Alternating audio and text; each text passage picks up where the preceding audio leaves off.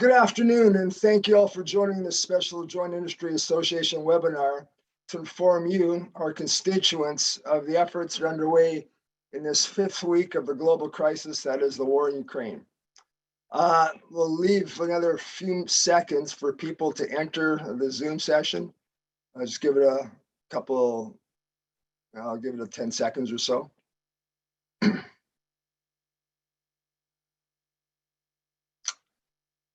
Oh, we'll start now. My name is Mark Kinderchuk, and I'm a member of the ULI Toronto Governance Committee and president of Intermarket Properties.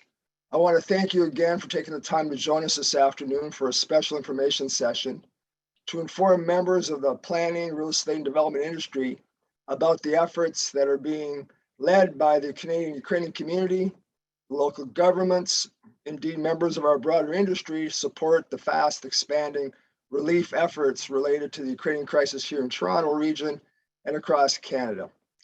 As background, this is a really important thing, a very important initiative for me.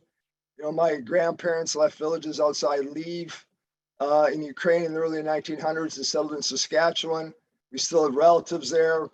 My mother, my aunt, my brothers, 10 of us went to Ukraine about 10 years ago to visit our villages, and we're in constant contact with them now continually, and it's hard, listening to what they're going through. So here's an opportunity, frankly, for us in Canada. A lot of people are feeling helpless to try and assist in the efforts. You can't do it over there, obviously, but here in Canada, and I really applaud Richard and Alex, for their initiative on this really important subject. And hopefully the real estate and development industry can pull together and do things here at home that can assist the refugees coming over.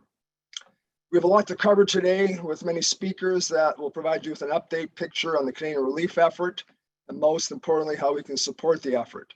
It is my pleasure now to introduce Michael Brooks, President and CEO of RealPAC, who has graciously agreed to chair today's program. Michael? Thanks, Mark. Welcome, everybody. I'd like to begin our meeting by recognizing the First Nations, Métis, and Inuit peoples of Canada as traditional stewards and caretakers of the land. We acknowledge that the offices of most of the organizations who have come together to organize today's meeting are covered by Treaty 13, signed with the Mississaugas of the Credit. It is located on the traditional territory of the Anishinaabe, Chippewa, Haudenosaunee, and Wendat peoples, and is now home to many diverse First Nations, Inuit, and Métis people as part of an intricate nationhood that reaches across Turtle Island. At this time of truth and reconciliation, we welcome the opportunity to work together to build new understandings and new relationships, ask for guidance in all we do, and commit to creating a just and inclusive society. And of course, as Richard reminded me, it's a very special day today, given the Pope's apology. All right, I'm pleased to introduce the participating organizations. Obviously, you can read them on the screen. I'm going to read them out anyway. BOMA, Toronto, NAIOP, Greater Toronto Chapter, Toronto Crew, Canadian Urban Institute, Ontario Professional Planners Institute, Toronto Region Board of Trade, RealPAC, FRPO, Fair Rental Policy Organization, and ULI Toronto, of course. And I wanted to again thank Richard Joy and Alex and the ULI team for pulling this group all together. And as to what Mark said, why these organizations? We're all bridges to real estate. We're all bridges to homes. We're all bridges to jobs. We already have real estate moving in service of this cause: office space, warehouse space, and more recently, apartments. We'll hear more about that today. And I think the jobs piece is yet to come. There's certainly much that we can do. Just think about how much Poland is doing. So an overview of today's program. We're going to have an update on the Canadian relief effort from the Ukrainian Canadian Council. We're going to hear from the City of Toronto, read their response, the Mayor Tory's office and the City Newcomers office. We're going to hear from a couple of industry representatives, specifically CapREIT, Airbnb, and then we're going to have a Q&A session at the end. I would say to folks that As we go through this, you could post your questions in the chat and I'll try to screen those on the fly, or you can raise your hand at the end using the raise hand button. And we'll have a good discussion hopefully then. All right, so I'm pleased now to introduce Elena Bilat from the Ukrainian Canadian Congress and Nadia Gariluk, Managing Director of the League of Ukrainian Canadians. And before I turn it over to them, I also wanted to acknowledge the attendance of Lyudmila Kolishnichenko, who is the Executive Director of the Canadian Ukrainian Immigrant Aid Society. I'm not even going to pronounce the acronym, CUIAS, and Debbie Douglas of the Ontario Council of Agencies Serving Immigrants. Welcome to both of you. So Elena, I think you are starting. Over to you. Thank you. Yes, I'm the co-chair of UCC's, that's the Ukrainian Canadian Congress Displaced Persons Settlement Committee. I'm here on Ihor Michaelchuk's behalf. He'll be joining us later. He's the CEO of the UCC, and as I said, he'll be joining us later. So we're working on this displaced persons refugee issue on a number of fronts. It's quite a comprehensive effort that we've undertaken, which is UCC's, which is something that UCC is familiar with doing. And we're working with our provincial UCC branches, with the federal government bodies, local government partners, and of course, corporate partners on this issue. There are many aspects to it. One could talk about this for a very long time, but in a nutshell, there are the lobbying aspects of it, the fundraising aspects of it, the development of policy and action plans to deal with the resettlement issue. There are many committees that we're part of with many acronyms to memorize. So just really quickly for people that may not be familiar with the UCC. So the UCC, the Ukrainian Canadian Congress, is the voice of Canada's Ukrainian community. The Congress brings together under one umbrella all the national, provincial, and local Ukrainian Canadian organizations, together with its member organizations.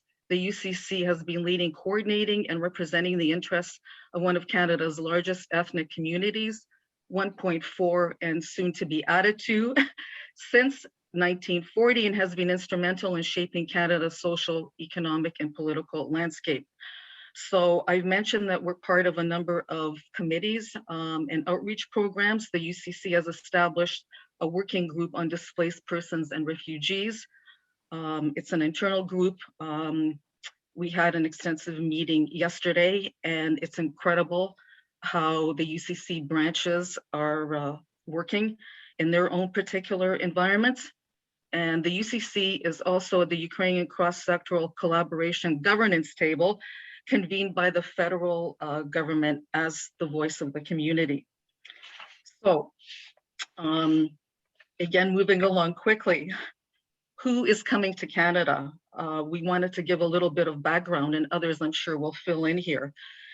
And again, people may know this, people may not. So very quickly, about 400 million Ukrainians have been displaced by the war. Offers of visas have been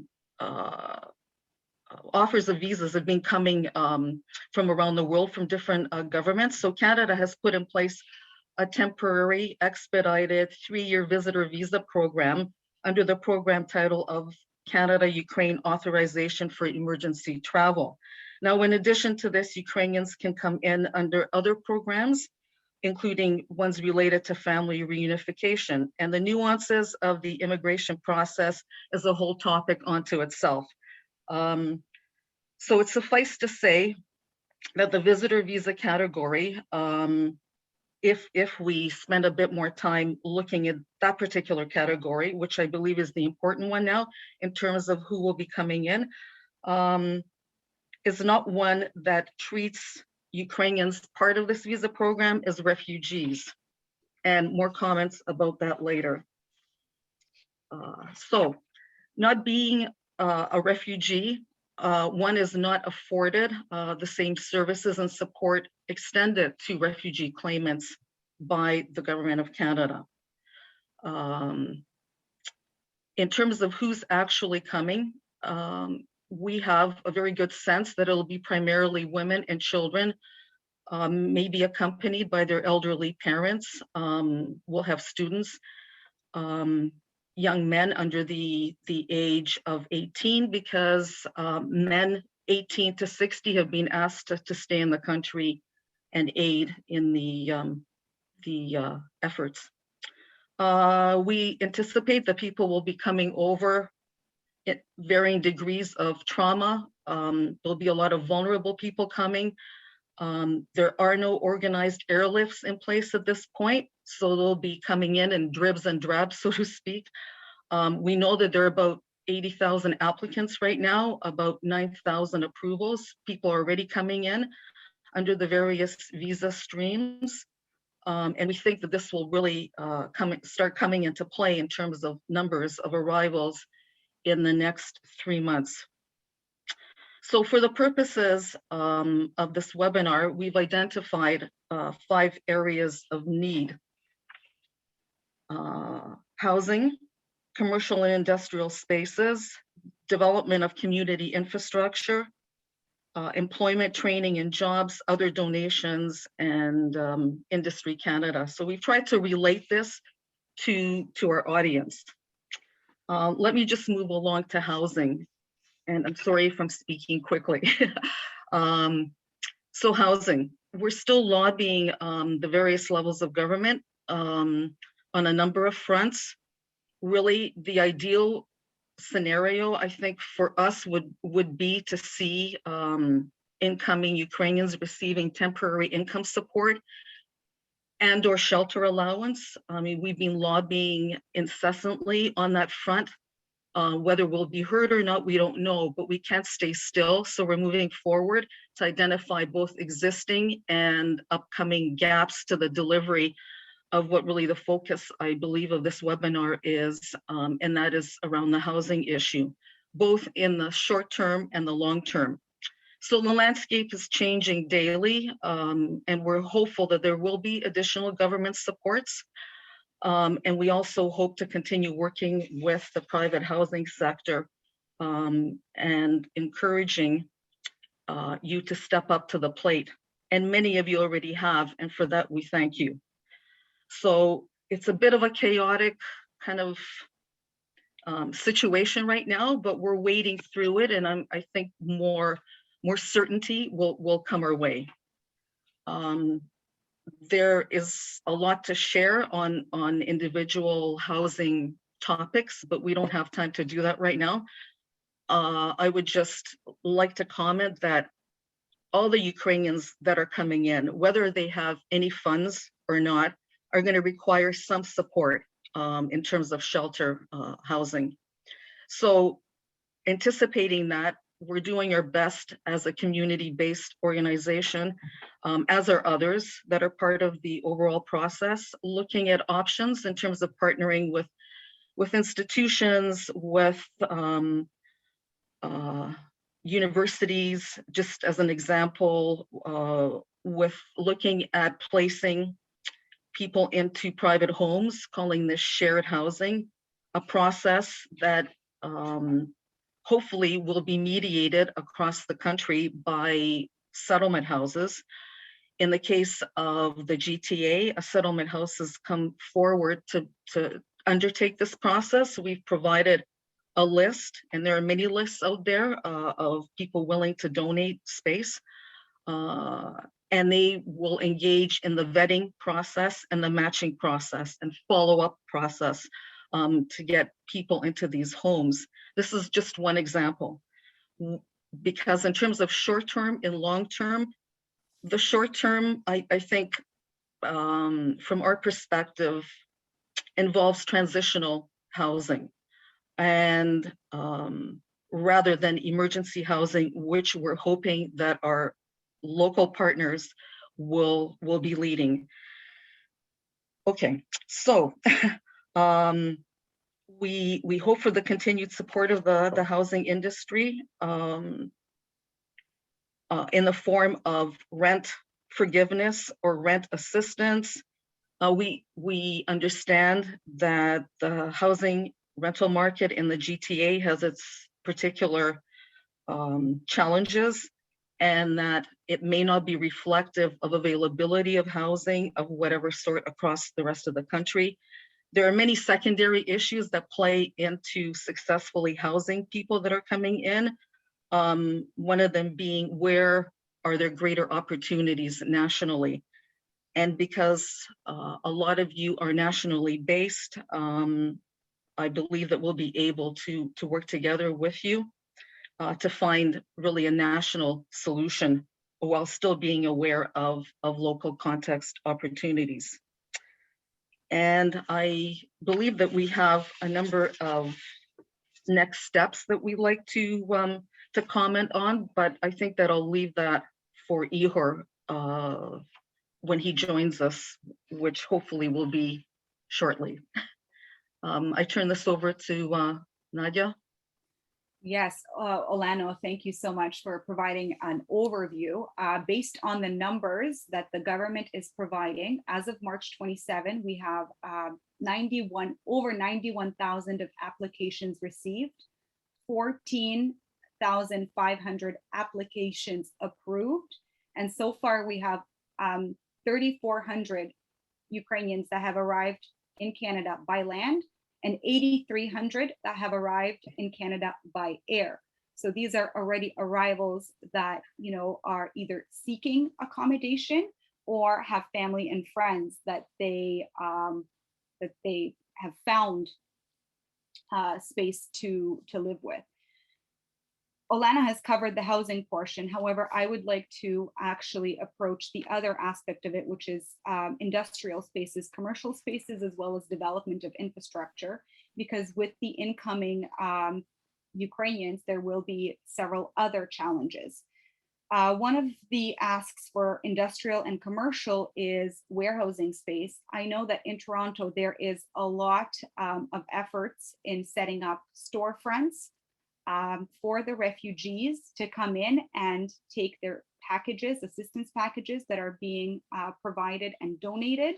That is something that is not only happening in the GTA, but also across Canada. So that is one of the requirements for commercial space that is set up to actually have refugees come into the space to pick their packages up, not just a sorting facility. The other ask is community infrastructure, or the development of the community infrastructure. A lot of these mothers and children that are coming in are asking for programming, for summer programming. There are Ukrainian organizations, youth organizations that have various camps across Canada and would like to assist with summer programming, however, need some assistance where it comes to infrastructure and making sure that they could house more. I could speak to the efforts in the GTA, but there are many other camps across Canada.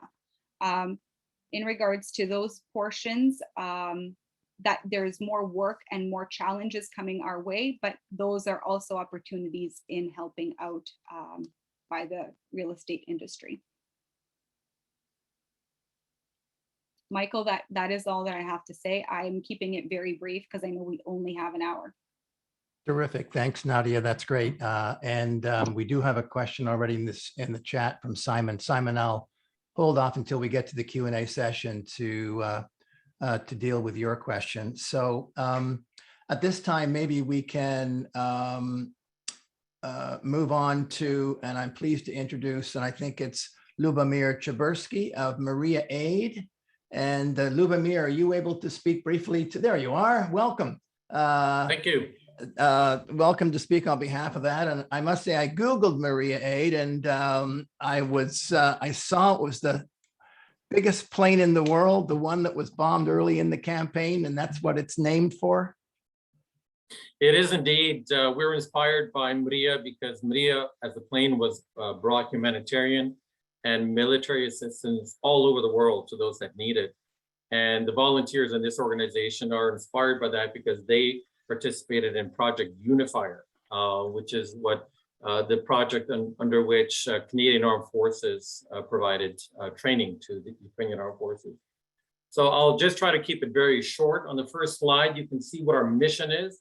Essentially, we want to deliver tactical and reconnaissance gear. Those are drones, those are night vision goggles, things of that nature, to the Ukrainian special forces so that they can target and destroy Russian artillery behind enemy lines. The second line of our mission is to deliver battlefield gear so that Ukrainian armed forces can survive more in the battlefield environment and therefore have more confidence when they fight.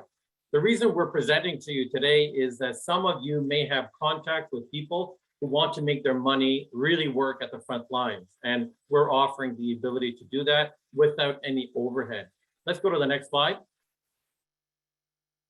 The reason for our mission is that we want to destroy that Russian artillery behind enemy lines, because we think that's going to save lives by diminishing their ability to bomb cities. We think that will stop any further humanitarian crisis that is a potential if the Russian artillery continues to make advances and continue to do its awful work. And we think that that way we can repel the Russian invasion and, in effect, lead to winning the war. Now, who needs this? Well, of course, the people of Ukraine need it. The people that are living in those cities that are being bombed, they need this solution. But also, we think that by winning the war, as we all know on this call, that will restore, or at least restore partially, the international relations, which will create the conditions to, restart economic and business activity the way we all want it to be. Your question may be, why Maria Aid? Next slide. Next slide. There we go. So why Maria Aid? We are all volunteers. In fact, only 2 of us are Ukrainian. Everyone else is non-Ukrainian. They are either veterans or active in the Canadian Armed Forces. So we have absolutely no overhead. Every dollar that's donated to us will buy gear and pay for shipping. We have the experience amongst the volunteers in military matters, medical, emergency response, as well as experts who know procurement and logistics. And our procurement experts have established relationships because, as you may or may not know, people that sell this kind of tactical equipment and reconnaissance don't just sell to everyone, they sell to people they know. So luckily, the folks that are volunteers have established relationships with those kinds of suppliers. They trust them. The suppliers trust our guys. So we can get this gear and we can get it delivered to the front lines. And we also have established relationships with special forces in Ukraine. So when we send something, it is going to get into their hands.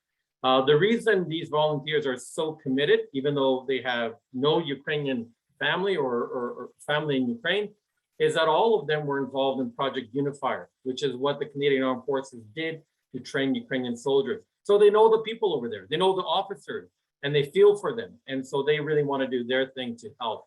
So if you're looking to donate your money, make a difference on the front line with no overhead, or someone that does, we are more than happy to provide you that service. Terrific. Well done, Lubomir, and kudos to you and your volunteer team for taking this on. I'm sure it is very, very important and useful. All right. Michael, I just have to add, I'm going to be jumping on to a team meeting on Zoom, so I won't be able to be here for the Q&A.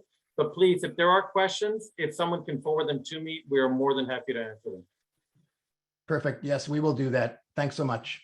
Thank you. All right. Pivoting now, we're going to now go to Vera Dodich, the city's newcomer office, who's going to speak to us about the city's efforts in this respect. And Vera, I'm not sure whether you have any official message from the mayor's office or whether just, okay, the newcomer spin to this. What are you seeing and what can you do? Thank you very much. I first would like to mention that the newcomer office is part of the City of Toronto, and I'm working very closely with the mayor's office in general on matters related to refugees, refugee issues and immigration issues. But in the last while, since last summer, in fact, even more closely as far as its the resettlement of Afghan refugees is concerned, and now this latest national effort to welcome Ukrainian arrivals. There is an established program that City Council approved a few years ago when Syrian refugees were arriving. The program is called Refugee Resettlement Program, and there is a response structure that's part of that program. That response structure has been activated last summer, and now we added a couple of tables to facilitate coordination of the efforts in Toronto. And I know that some of the people that are part of the conversation today are part of one of these tables. So they may be familiar with what I'm sharing. That one table is called Interagency Task Force for Ukrainian Resettlement. There is an internal table, interdivisional table, and my colleagues at the city and I are intensively working to establish where the city can assist, what are the gaps. We are also very intensively working intergovernmentally to influence decisions of the other two orders of government. And as you have seen, there are changes, frequent changes, and we are continuing to talk to the provincial and federal government to provide our opinion about the situation, the supports that are in place.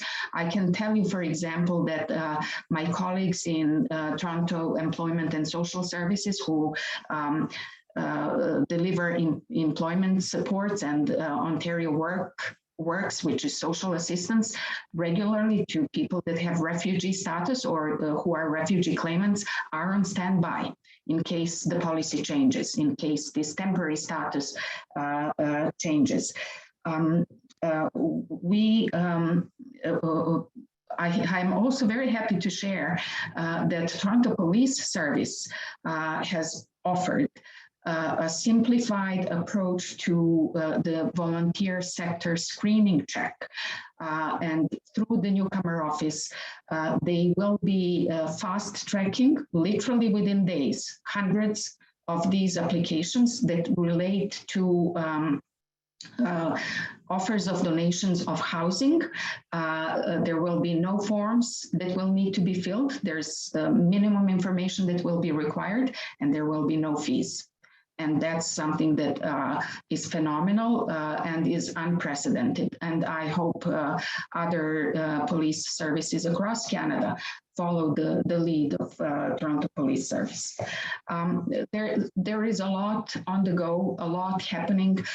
We have, in fact, been meeting very frequently with the federal and provincial governments since a year ago in anticipation of an increase in arrivals of refugee claimants once the borders reopen. Because we know what resources are available locally, and they are not sufficient. So we have been concerned about many of the issues that are raised today for a number of months now, and are continuing to have internal and external conversations to try and address. I also just wanted to mention the number of Ukrainians that arrived to Canada that Nadia shared is from January 1st. And that number includes all of the different statuses, permanent resident status, etc. I think it's an important point because most of those that arrived so far do have some resources and may have been able to get supports, but those that will start arriving even today will require a significant amount of support, and they are coming on this temporary status. So your efforts are very much needed, and I will look forward to hearing more details. Thanks, Vera. While I've got you, let me ask you a question. and that is, maybe there's two questions. I think that Nadia mentioned 11,700 have arrived in Canada. You said it, perhaps that's from January the 1st. Yeah. Do you have a feel for how many of those are settling in the GTA, or we just don't know that number? We don't have official numbers, but I did hear that the percentage is 80%. 80. Yeah. 80. I think Alina said that flights were landing in Toronto almost exclusively, so that would explain that. Second question is, you mentioned jobs, and obviously one of the opportunities here is to skills match people who are coming in with demand for labor in our industry, including construction and property management and security and all that kind of thing. How does our industry access that data and that portal? Where should they go? Well, I should have mentioned that in Toronto there are hundreds of community agencies that are funded by the federal government to provide settlement services, and one aspect of these services relates to employment. And there are a couple of very large agencies that are specialized in jobs related to newcomers in principle. And perhaps Debbie can also comment about that. But for Afghan resettlement, I now cannot remember which agency, but what happens in situations like these generally is the federal government funds a lead agency related to employment to work with both employers and newcomers to match them. And I'm hoping that will happen this time around. I don't know, Debbie, if you have heard anything. Oh, absolutely. Thank you, Vera. As I believe Nadia talked about, and Vera as well, that the federal government has decided to make federally funded settlement services accessible and available to arriving Ukrainians, although they're coming in under a temporary process. We have a number of organizations here in Ontario that are employment agencies that are well connected to employers. They are paying attention and they are ready. There are a number of employers who have indicated that they will want to hire. The one piece that haven't been mentioned yet by my colleagues is that the federal government has set up a portal for those wanting to offer jobs, to offer donations, and they will go through that one place.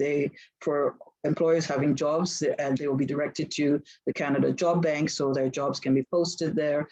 Agencies then can work with clients to direct them there. But our agencies here in Ontario have a long track record and are very successful in working with employers in finding folks with the right skill sets that we require.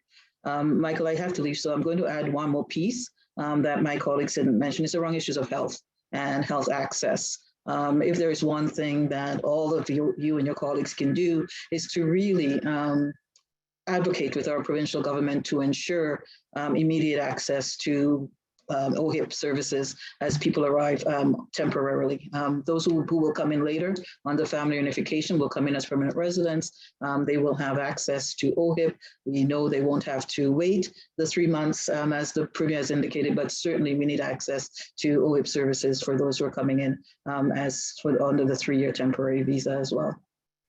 Thank you for hosting this. There are a number of folks working on this file, as you can imagine, very many moving parts. And so every industry, I think, has a role to play in this. Unfortunately, I do have to drop off for another meeting. Okay, well, thank you, Debbie. And Vera, thank you. And I think that we'll maybe circle back with the both of you after and try to get those links. And maybe I can task Carolyn, if you're on the line, to see if you could follow up and see if we can get those links on the RealPAC Ukraine webpage, at least as a start, and there may be others who have web pages going as well. All right, so with that, we thought it'd be interesting to profile some industry leadership so far, and I'll start off, and I'm pleased to introduce Mark Kenny, who's the president and CEO of CAPREIT, who will talk about their starting initiative, both on their own and with a collective of some of the other apartment REITs and non-REIT providers. Mark, over to you and welcome. Yeah, good afternoon, Michael. Yeah, I'm going to highlight a couple of initiatives that the industry has tried to bring forward to be helpful. Not just CAPREIT, but our peers in the past have always responded to refugee claims. And the Ukraine situation, we don't have refugees, but we have people settling really on very short notice, but with different status, as I think was mentioned. The first initiative that CAPREIT undertook was there were some sick children that were being treated in critical care in the Ukraine when the conflict broke out. And Sick Kids Hospital had agreed to take on those kids and treat them. CAPREIT responded by fully furnishing linens, tableware, furnishings, groceries, and clothing for 10 families and 10 apartments. The only thing I would like to highlight here is that we have incredible low inventory as an industry of apartment rental in the city of Toronto. So even finding the 10 units was not easy. This isn't just something for CAPREIT. This is all of our peers in the industry right now. There's clearly a major supply issue, which is very much being discussed now. But we're happy to get those 10 families settled. And what we're doing is essentially allowing, really with no paperwork, with the help of Megan's Hug and Sick Kids, who are directing the families to us, providing these accommodations for 6 months rent-free, including cable, including any Wi-Fi needs in the apartments. And we're taking the credit risk, not that that's even really on our minds, but it gives highlight to the fact that it's hard to settle people when there isn't documentation. CAPREIT can make that decision, but these families will have difficulty finding accommodations, period, especially in the numbers we're talking about. Second initiative was really done with a group of industry peers. I'll name them off here. CAPREIT, Hazelview Investments, Boardwalk REIT, Homestead, Interrent REIT, Minto REIT, and Starlight. Collectively, we pledged 400 apartments across the country with a variety of landing incentives. In the case of CAPREIT, we're doing rent forgiveness and damage deposit waiving with no paperwork requirements for 100 apartments. And we're doing that in coordination with UCC, Ukrainian Canadian Congress. And we're proud of the initiative. It is still very quite difficult to have people channeled and funneled through the system, but we are anxiously holding units on the ready to help people get settled. We talked about jobs there for a second, and I think that with the employment situation in the country, a lot of employers are stepping forward, wanting to offer opportunities. CAPREIT and our peers are doing exactly that also. It's our hope that we can find housing solution as well as potential employment solution for people that are settling.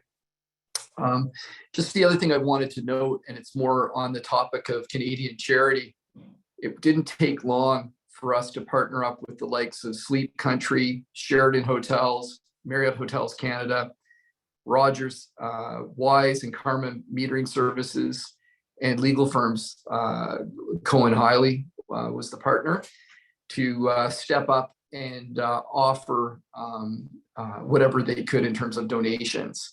And I know amongst our staff, it's incredibly been well received, and our residents are very appreciative that we're stepping up. So it's a call to action, not so much a CAPREIT speech, but just a call to action to other landlords of what a positive experience this has been in a very, very set of sad circumstances. And you know, the challenge is going to be a big one. Is my final bit, because the extreme housing shortage that we have in this country, really from coast to coast. And I guess I'll leave it at that, Michael. These are just some of the things the private sector has been doing. Terrific. Yeah, Mark, thanks for your leadership in this space. So you've set a high bar, and we have to get that message out, as you said, to all of the other apartment landlords coast to coast. Nathan, maybe I can turn to you and let's hear about Airbnb's initiatives. The only thing I've heard about that is people renting Airbnbs and not intending to show up in Ukraine. But tell us what you're seeing. Yeah, that was an interesting grassroots initiative that we didn't really plan on, but was an interesting way of connecting, people who just wanted to do something good with individuals on the ground in Ukraine. Airbnb works closely with a charity that we set up about a year ago called Airbnb.org, which has housed over 50,000 refugees and asylum seekers from around the world over the last couple of years. When the Afghan crisis happened last year as well, we committed to housing 20,000 Afghans who were seeking homes around the world. We've actually provided housing to just over 20,000 of them now. And when this Ukraine crisis happened, and our hearts go out to everyone, especially those more personally connected to it, we committed to 100,000 houses. And so we're currently working with the International Organization for Migration, primarily in Europe, to make our listings that are available on the platform available to individuals who are seeking housing at the moment, primarily in Europe. Canadians have been stepping up quite a lot to offer housing. And so, we have traditional partners we've worked with who are, refugee settlement agencies from across the country, Calgary Catholic Immigration Services being the primary one that we worked with on the Afghan issue, but spoke to the UCC actually this morning, a couple folks from the Toronto office who reached out, and we will look to see what we can do to unlock those free available listings.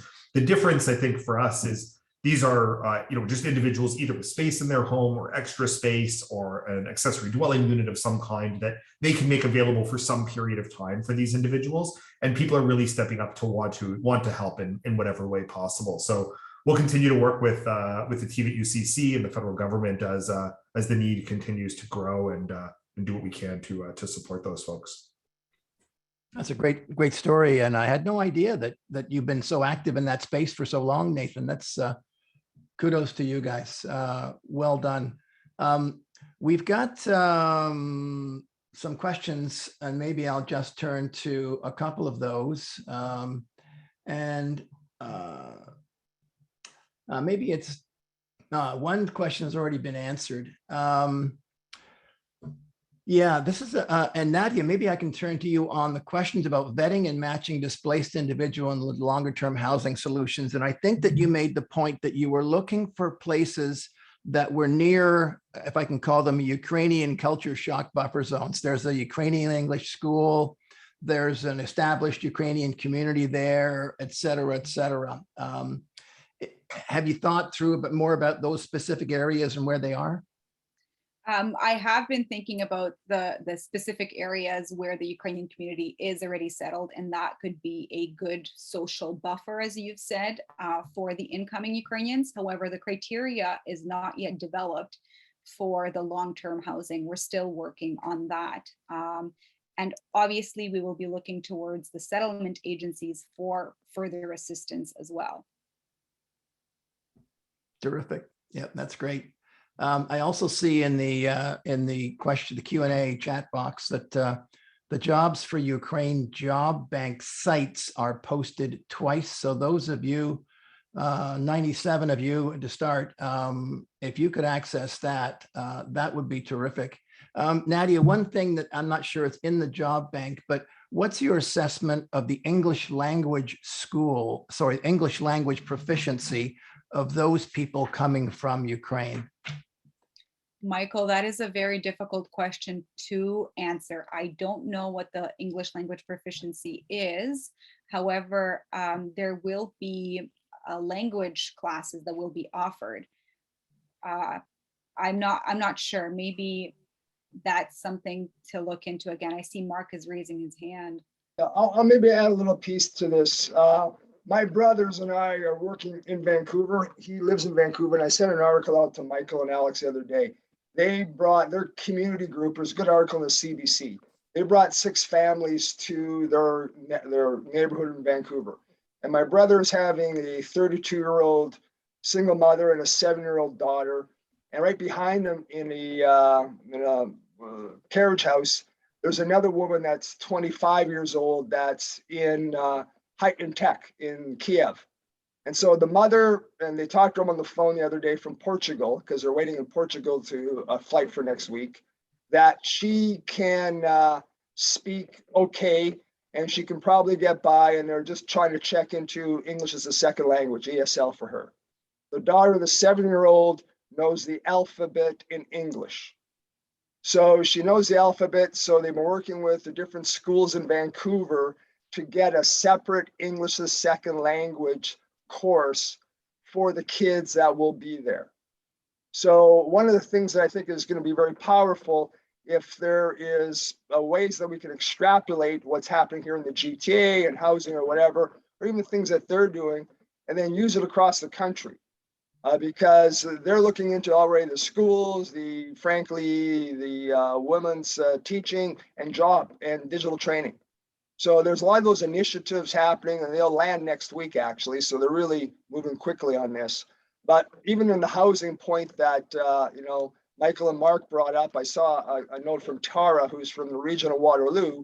A lot of these housing REITs and companies are across the country. And if we can figure out a way to at least set up a template up or the start of it, and then extrapolate across the country, can help, because the GTA is probably one of the more complex real estate markets. And we did this, like I said to Richard, about 4 or 5 years ago for other nonprofits. We figured out a way with architects, developers, contractors, owners to come together and then extrapolate across the country to try and get the scale. It's like a technology company. You need to scale, especially with these kind of numbers. So that's just a little background. There's already doing work in ESL for kids, digital training, and the scale of magnitude of their English is, frankly, alphabet for the kids and a working knowledge for the mother. So that's just kind of background. And it seems like it's consistent with the 6 families that they're dealing with right now. Yeah, that's Mark. That's great work, by the way, from in supporting that family. We also in our neighborhood have found out that we're supporting a family, and it literally going around door to door. Who can buy a Walmart gift card? Who can buy a Bay gift card? They need clothes. They need food. They need everything. For apartments, they need furniture. They're not shopping on Wayfair to fix the, it's got to be done. So the needs are great. One of the questions that came up earlier, Nadia, and while I've got you on the screen, maybe you can start, although maybe we have to introduce Ehor to answer this one as well. Is I think Alina mentioned we've got 4 million displaced people. 4 million displaced people out of the Ukraine going to the abutting countries. We've got 91,000 applications sent into Canada so far, 14,500 approved, and by my calculations, 11,700 arrived. How many more do you think that we could expect, like over the next 3 months? Are we going to get 80% of that 91,000, so 70,000 people coming to the GTA looking for a place to sleep every night? Michael, the statistics that I provided were as of March 27th. I believe that, several days have gone by and those numbers are a lot higher today because more applicants are coming through. But I would suspect that, 70,000 is not a far off digit of incoming Ukrainians to Canada. And that's probably, I'm going to guess, average of 3 people per household coming in. That's 25,000 units of accommodation we need to find very quickly. And maybe it's timely because now you're on screen, Ehor, to welcome you. Hi, thank you. Yeah, so I'm pleased to introduce Ehor Michael Chishin, who is the CEO and Executive Director of the Ukrainian Canadian Congress. And maybe you've got some comments on those questions that I was drilling Nadia on, but welcome anyway. Well, thank you for allowing me to pop in late. I was just on Parliament Hill here meeting with a delegation of Ukrainian MPs, women MPs. I think you'll see them in the media today and tomorrow. Just a reminder that we are all helping Ukraine win the war, which will avert a massive humanitarian crisis. And I think that speaks to your question, Michael, about we don't know what we don't know yet. People are sitting and hoping that they will be able to return home, but we do know that many people don't have a home to return to. If you've seen the way that cities of Kharkiv, which is a city of 1.5 million, or Mariupol, or even Kyiv, the capital, which is a city of 4 million, there's a lot of destruction of residential properties, although the Russians are not targeting Russian, civilian infrastructure. You can just, it's everything you see, right? Apartment buildings are being destroyed, houses are being destroyed. So even for those who do have a chance to go home, if there is a peace settlement or some kind of end to the war, there is going to be a long regrouping process. So we don't know, but we know that I think we are all safely assuming thousands of people will be coming to Canada for a temporary stay. And as we've seen with some of the provincial government's initiatives, there's a family reunification stream. There is some attempt to have people decide to look at coming to Canada as permanent residents, to transition from that temporary to permanent residence for family reasons or for employment reasons as well. So I think it is definitely safe to say that even under the best case scenario where the war ends and people can go home, we will still have thousands of people needing refuge here temporarily. Yeah, and I'm thinking back to Mark's comment about capacity. We already have a tight market in the GTA. As you know, it's probably a tight market in Vancouver and many other cities. And you're thinking about, okay, how do we accommodate that volume of people together with the, whatever it was, $400,000 of planned immigrants to Canada that the government that was again straining the system. So we're at, I don't know, my rough math, 70,000 people in the next 60 to 90 days. We're almost at 500,000 total new people coming to this country looking for a place to live. I mean, I would say that we don't, what I've heard, and this is sort of, everything is speculative. We don't have hard data. I think that people who are currently, the 4 million in Europe, the 10 million out of their homes in Ukraine, they are looking for options. They're looking to plan for their future. I don't believe 100% of those who've applied will come to Canada.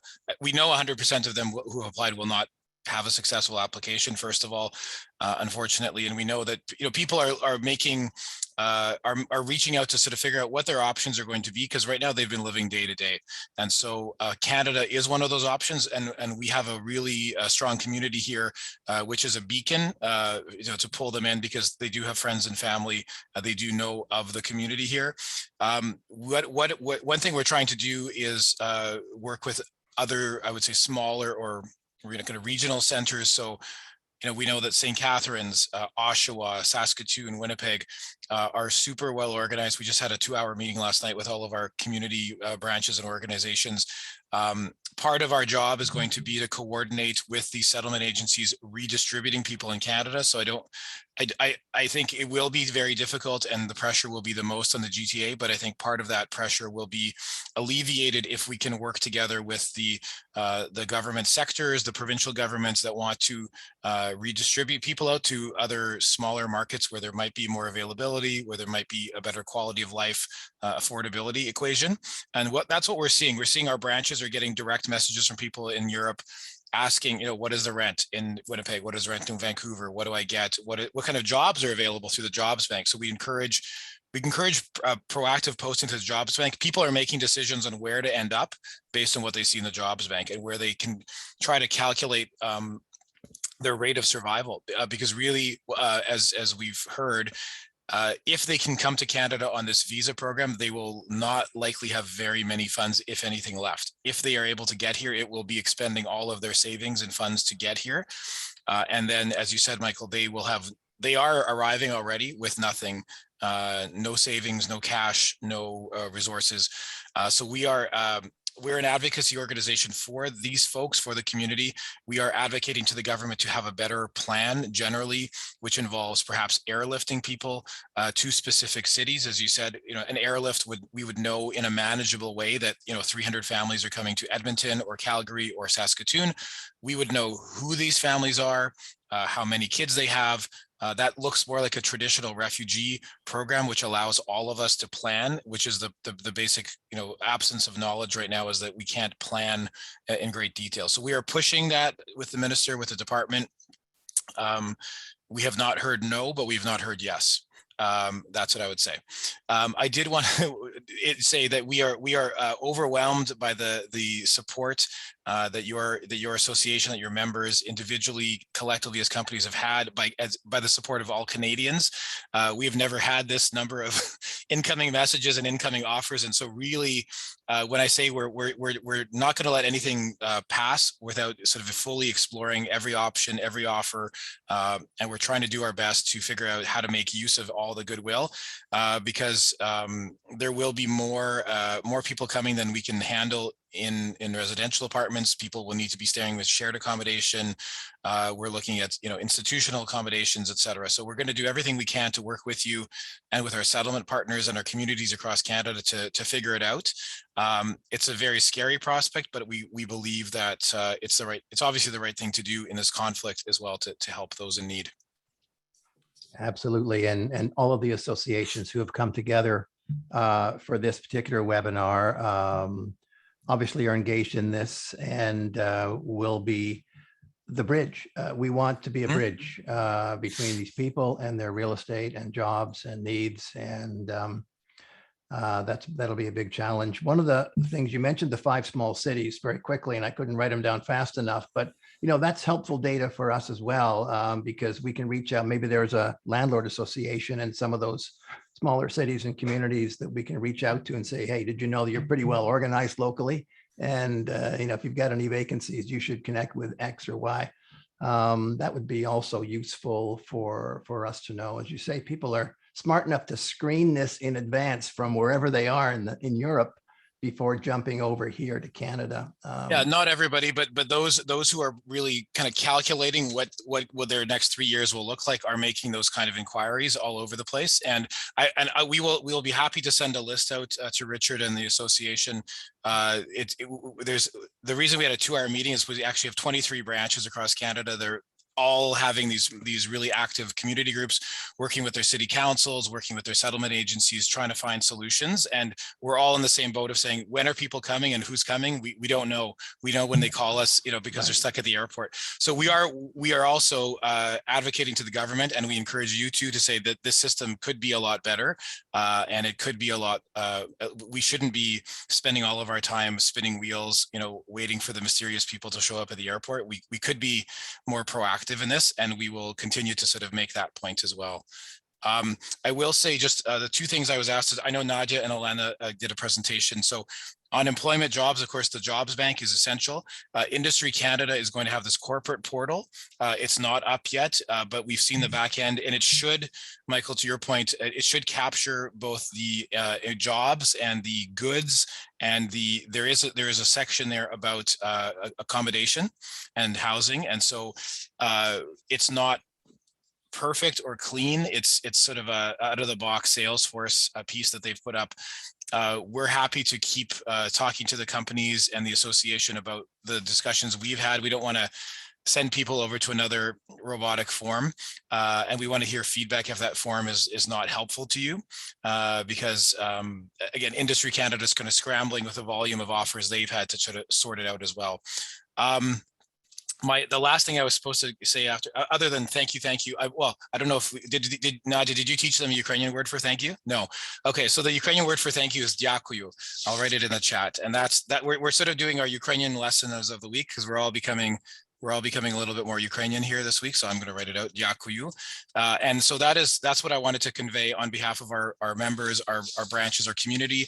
The result has been very positive. Every interaction with housing companies, with your sector individually and as a group, has been extremely positive and extremely proactive, and leads us to have hopeful days in the midst of what is a terrible news story, a terrible experience that we're hearing every day about the tragedy. We are going to keep working with you to stay in touch as the program gets better. We believe that it can get better. We are going to stay in touch with you on assessing, as you said, Michael, where and when and where and how the need can be met. We have enormous strength at the local level, both with the companies that are working at the local level, with the communities at the local level. Our role here nationally is really going to be to direct people to the local powerful teams who will be solving problems, on a basis, day by day, hour by hour, and are already, I think, doing that. And so both myself and Nadia and Olana, Nadia primarily has been working with your association and your folks, but Olana and I have a role as well. We're trying to coordinate the whole. There's been so many metaphors about building an airplane while we're flying it, and etc. So the perfect process is being developed in the midst of the process happening. We're trying to keep up to the news and keep up to the demands of those who come, and demands in the positive sense of what they're telling us they need.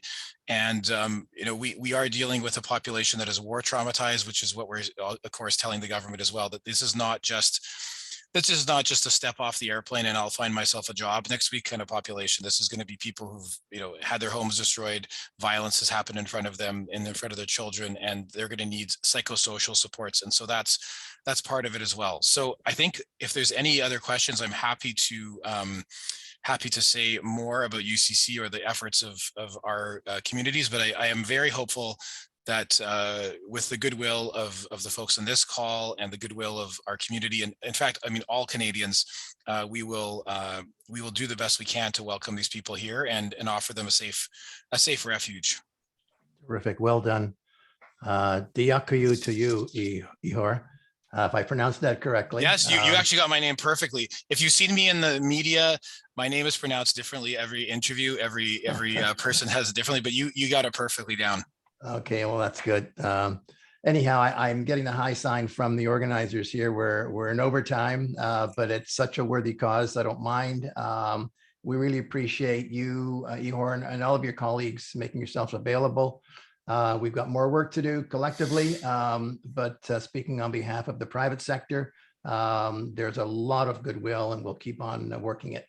Thanks again. And goodbye, all of you who logged in today. Appreciate your time. More to do, as you've heard. Let's all get engaged. Bye for now. Thank you. That'll be next week's word. Oh, that's next week's word. Bye-bye. Bye.